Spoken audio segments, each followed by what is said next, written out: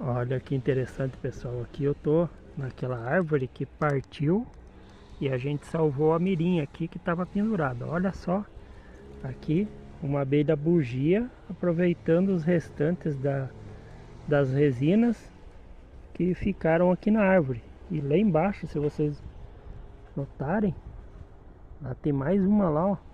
Eu já vi mandaçaias aqui também. Então na natureza aí, ó, nada se perde, ó.